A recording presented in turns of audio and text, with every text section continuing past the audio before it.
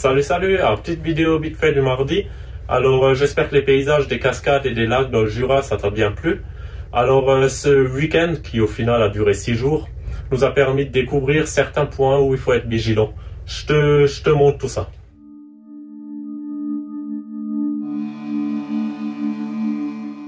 Alors déjà niveau isolation, comme tu le sais, il n'y a rien qui est fini chez moi. Mais il faut savoir que là sur les renforts, il y avait zéro condensation. Franchement, malgré que ça soit pas isolé, qu'on chauffait, qu'on vivait dedans, ça condensait pas. Donc je suis vraiment pas inquiet des 10 mm d'Armaflex que j'intercale entre les tasseaux. Jamais de la vie les tasseaux condenseront. Par contre, là où ça condensait énormément, c'est dans les renforts. Alors là, c'était catastrophique. Il y avait vraiment des gouttes. Je passais le doigt, je sortais 3 gouttes d'eau. Donc dans les renforts, derrière l'Armaflex, là où il se décolle un peu, parce qu'il y a par endroit où voilà, il commence à se décoller, donc j'ai passé ma main.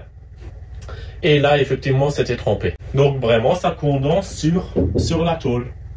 Donc là, sur les tôles qui donnent directement à l'extérieur de l'Armaflex de 32, je trouve que c'est franchement bien. Et sur les renforts du 10, pour moi, je trouve que c'est largement suffisant parce que j'ai bien vu que ça condensait pas là. Juste le fait qu'il y ait un peu d'air entre, ça empêche déjà à l'air de condenser dessus. Donc laisser les renforts vides, mettre de l'Armaflex de 10, je trouve que c'est pas mal. Donc ça, c'est un point. Les vis qui sont pris directement dans les renforts, j'ai beau toucher, aucune condensation. Que ce soit là ou celle au plafond, vraiment, elle condensait pas. Donc le fait qu'il y a des gouttes qui tombent sur les vis et tout, ça se peut, mais en tout cas, elles étaient froides, mais aucune condensation. Tu as les vis là qui serviront pour maintenir les meubles qui sont directement pris dans le montant, enfin dans le renfort, elles condensaient pas. Là-dedans, j'avais de la condensation, pas là. Là-dedans, pas là, etc. Ensuite, les tasseaux pour au plafond. Je sais pas si tu te souviens, j'avais juste mis du tape d'Armaflex de 3 mm d'épais. Et ça suffit. Ça suffit puisque j'ai bien vu que ça ne condensait pas. Donc si en plus il y a 3 mm de tape intercalé entre les renforts et le tasseau, ça suffira déjà à couper le ponche thermique. Par contre, ce que j'ai remarqué, là derrière, j'avais un mini trou, je pouvais passer mon petit doigt et j'accédais à la tôle. Tout le reste c'est bien isolé, c'est plaqué, mais là où il y avait le tout petit trou, ça suffisait à ce que ça condense. Donc j'ai redémonté ça, j'ai bouché le petit trou en Armaflex et voilà, je pense que c'est bon. Mais comme dit, le moindre endroit où l'air aura accès à la tôle extérieure, ça va condenser. Donc pour l'isolation, il faut être prudent à 3000%, j'ai envie de dire. Pour revenir sur les vis qui tiendront les meubles, elles condensaient pas parce que l'air avait peut-être d'autres endroits où elles pouvaient condenser. Ça, c'est possible aussi. Donc ça sera à voir, mais rien n'empêche, une fois que les meubles sont en place, je pourrais toujours soit mettre des capuchons, soit mastiquer les vis pour éviter qu'il y ait de l'air qui accède à l'endroit le plus froid. Et je pense que l'air est condense au point le plus froid du véhicule. Donc actuellement c'était les tôles, mais plus tard ça sera peut-être les petites vis, les trucs. Ça c'est une possibilité. Donc vraiment l'isolation en tout cas, la moindre jonction de bois où il y a un espace où l'air va passer, elle va chercher à trouver une tôle froide. Ça c'est clair. C'est pour ça dans les jonctions de la salle de bain, tu vas voir jeudi, j'ai déjà jointé en silicone les joints de contreplaqué, les coins des contreplaqués. Au moins je suis sûr que quoi qu'il arrive, il n'y aura pas d'air qui puisse passer, etc. Et ça, je pense, je ferai partout. Vraiment, il faut que ça soit le plaquage, il faut qu'il soit quasiment étanche, j'ai envie de dire. Après, c'est sûr, les lambris, ça l'est pas, mais bon, il n'y a pas beaucoup d'air qui passe là. Mais je sais que le plafond, il est super bien isolé. J'ai mis du 32 entre les renforts, après du tape de 3 mm là où il y a les lattes. Après, j'ai fait la jonction avec du 10 entre le tape et le 32.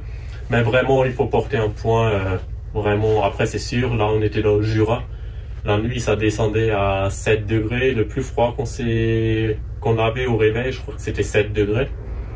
Donc voilà, après on cuisinait énormément, on cuisait des nouilles, ouais, de l'eau qui bout pendant 10 minutes dans un fourgon, forcément la quantité d'eau qui s'évapore était énorme. Donc ça c'est à voir, mais en tout cas l'isolation, ça me motive pour la suite à être encore 2 fois plus vigilant. Je l'étais déjà beaucoup, mais je vais encore l'être plus. Ça c'est une chose. Après vous êtes beaucoup à me demander le poêle à gaz, qu'est-ce que ça valait et tout ça. Donc franchement par rapport au poêle à pétrole, on a préféré. Ça, il n'y a pas d'odeur. Franchement, tu l'allumes, ça pue pas, rien du tout. Dans le trafic, on avait un petit poêle à pétrole, on était obligé de l'allumer dehors parce qu'au démarrage, les odeurs, franchement, c'était catastrophique. Donc, niveau gaz, c'est top. Après, l'inconvénient du gaz, je trouve, ça crée plus d'humidité qu'un poêle à pétrole. Et nous, on pensait que c'est parce qu'on cuisinait, on vivait dedans, qu'il y avait tellement d'humidité. Mais non, parce que l'autre jour, quand je bricolais, je l'ai mis en route 10 minutes un matin.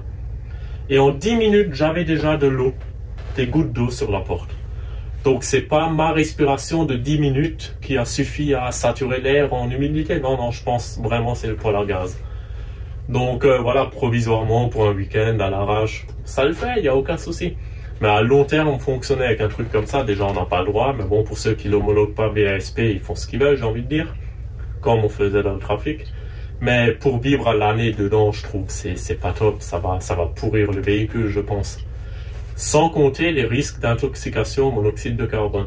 Donc, comme tu as vu, on avait un détecteur monoxyde de carbone. Le pic le plus haut qu'on a eu, c'est 14 ppm. Je te mets une échelle de dose de monoxyde de carbone avant que ça devienne mortel. Et il faut savoir, 50 ppm de monoxyde, c'est pas mortel. Mais 12 heures d'affilée, c'est dangereux quand même. C'est en fonction du temps d'exposition aussi, tu vois. Voilà, alors là, je te renvoie vers un article que j'avais déjà fait sur mon blog. Donc là, on peut voir l'Organisation mondiale de la santé a défini des valeurs de référence considérées comme inoffensives en fonction de la durée de l'exposition. Donc 9 ppm pendant 8 heures, 26 ppm pendant 1 heure, 52 ppm pendant 30 minutes, 90 ppm pendant 15 minutes, tout ça, il n'y a aucun risque. Mais après, tu vois, quand on célèbre les ppm, 200 ppm, c'est maux de tête, vertige, nausée, fatigue. 400 ppm, c'est maux de tête intense, danger de mort après 3 heures. 12 800 ppm, c'est décès en 1 à 3 minutes. Donc tu vois, vraiment, ça peut être très très dangereux. Et nous, quand on vise les 10 ppm maximum, bah, tu vois, il n'y a aucun risque puisque jusqu'à 9 ppm pendant 8 heures, c'est complètement inoffensif. Donc, un détecteur monoxyde de carbone qui indique la valeur en ppm, c'est bien plus intéressant qu'un simple détecteur qui sonne au moment où il faut évacuer. S'il est réglé sur 200 ppm, il va sonner, c'est sûr, vous évacuez tout de suite, il n'y aura aucun risque. Mais si vous stagnez à 150 ppm, il sonnera pas, mais 150 ppm pendant 15 minutes, c'est dangereux, tu vois. Donc voilà, je te renvoie vers l'article que j'avais fait sur mon blog. Tout ça, c'est des valeurs. La source, c'est le centre anti-poison. Donc je pense que c'est des valeurs fiables. Hein. Voilà, j'ai à chaque fois mis la source. Donc voilà. Allez, on continue la vidéo. Donc le pic qu'on a eu, c'était à 14. C'est parce qu'on avait tout fermé. Donc il n'y avait que les aérations permanentes qui ventilaient le véhicule. Et là, effectivement, on est monté à 14. Après, le lanterneau, on l'ouvrait juste un petit chouïa. Et ça suffisait à maintenir le taux de ppm à 0. Donc le détecteur, je crois que le plus bas qu'il affiche de 0, il passe à 7 directement. Donc on avait moins 7, entre 0 et 7 ppm de monoxyde. Donc c'est quasiment rien, quoi. Donc là, il n'y avait aucun risque. Par contre, la nuit, on l'éteignait. J'étais pas assez confiant pour le laisser tourner la nuit. Voilà. Mais après, le matin, on se réveillait, on le mettait en route. 10 minutes après, tu sors du lit, il fait bon. On avait en moyenne 25 degrés avec le lanterneau ouvert. Donc voilà, c'est agréable. Et au bout de un quart d'heure, on avait 25 degrés au bout d'un quart d'heure. Ça chauffe hyper vite. Et sur le mode 1, j'aurais pu le mettre 3 fois plus puissant, mais bon, c'est pour 45 mètres carrés, je crois. Nous, on en a 8. Donc sur 1, c'est largement suffisant. Donc là, voilà, soyez vraiment prudents avec le détecteur monoxyde de carbone. Chaque année, on voit dans les journaux, voilà, un couple de retraités décédés d'un camping-car, si ça, ceux qui ont les frigos gaz, suffit que la ventilation ne fonctionne plus correctement, ils n'ont pas de détecteur, voilà. On sent pas, on voit rien venir, donc quoi qu'il arrive, moi je mettrai un détecteur monoxyde de carbone. Admettons demain l'échappement du trou m'a fui, ben, ça suffit à créer du monoxyde de carbone dans le véhicule. Donc là j'aurai un détecteur quoi qu'il arrive. Donc voilà, autrement c'était bien, franchement. Le frigo, ça fonctionnait, ma petite batterie de voiture. Chaque jour, on arrivait à recharger avec le panneau solaire ce qu'on consommait dans la journée. Donc j'avais une batterie de voiture de 65 ampères, une acide plomb classique. Le MPPT, au début, je l'avais bridé à 5 ampères, mais ça suffisait. Le premier jour, je ne suis pas arrivé à recharger tout ce qu'on a consommé. Donc j'ai monté le MPPT à 10 ampères. Et avec le peu de soleil qu'on a eu, souvent, ben, j'arrivais 10 ampères de charge. Donc vers 14h, 15h, j'avais déjà rechargé ma batterie. Et le frigo, il tournait, la lumière, nickel. Franchement, aucun souci, on produisait pas mal. Autonome 6 jours avec une batterie de 65 ampères. Bon, c'est sûr, j'avais que le frigo de brancher et l'éclairage, c'est pas énorme niveau consommation. Mais franchement, j'étais surpris, tu vois. Voilà, on avait un frigo, petite batterie, lumière, on avait tout pour être bien. L'antenne 4G, nickel, franchement. Donc voilà, petite vidéo improvisée du mardi. J'ai pas le temps, voilà. Donc l'isolation, vraiment prudence au moindre creux où l'air va se faufiler, quoi. Allez, sur ce, à jeudi. Allez, ciao ciao.